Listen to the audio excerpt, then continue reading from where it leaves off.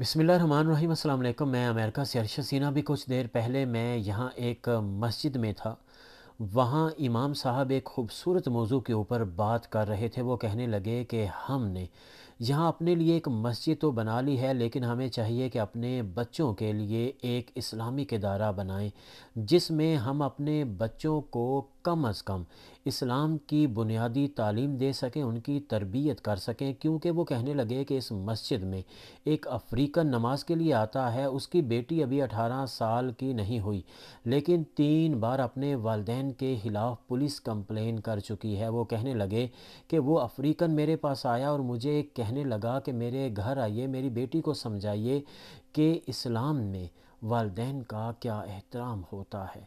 वो कहने लगे कि जब मैं उनके घर गया, उनकी बेटी से बात हुई तो वो बेटी अपने वालिदैन को ऐसे मुखातिब कर रही थी, this man and his wife, this man and his wife. तो वो कहने लगे कि मुझे बहुत अफसोस हुआ और मैंने शिद्दत से महसूस किया कि हमें अपने बच्चों को इस्लाम की बुनियादी तालीम घर में ना सही, कहीं ना कहीं किसी ना किसी जगह ज़रूर देनी चाहिए। और इसके लिए फिर मैंने महसूस किया कि यहाँ पर इस्लामिक सेंटर होना चाहिए, जिसमें हम अपने बच्चों को इस्लाम की तालीम भी दे सकें और उनकी तरबियत भी कर सकें, ख़ासकर उन बच्चों के लिए जिनकी अपने घरों में इस किस्म की तरबियत नहीं हो सकती है। अब एक तरफ तो इमाम साहब की बात वाकई खूबसूरत है कि हमें अपने बच्चों को कम अज़ कम इस्लाम की बुनियादी तालीम भी देनी चाहिए और तरबियत भी करनी चाहिए। और दूसरी तरफ अफसोसनाक बात कि एक मुसलमान लड़की अपने वालिदैन को this man and his wife करके मुखातिब करती है।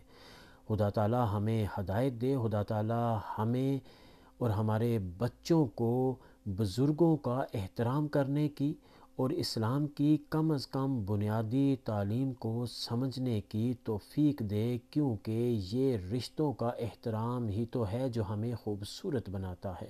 अपना बहुत सा ख्याल रखिए और अपने साथ जुड़े हुए सभी लोगों का भी, अपने माँ बाप का, बीवी बच्चों का, बहन भाइयों का, अज़ीज़ों का, रब का, दोस्तों का, हमसायों का, गरीबों, यतीमों, मस्किनों और बुज़ुर्गों का भी। और पाकिस्तान के इस वक्त के जो हालात हैं, एक दूसरे का साथ दीजिए, आसानियाँ पैदा कीजिए, किसी के लिए कोई छोटी सी मुश्किल भी पैदा ना कीजिए और खुश रहने के लिए दूसरों को खुश रखने की कोशिश कीजिए और ख़ुद भी अपने बुज़ुर्गों का एहतराम कीजिए और अपने बच्चों को भी इसी बात की तरबियत दीजिए कि वो बुज़ुर्गों का, बड़ों का एहतराम करें। जज़ाकल्लाह।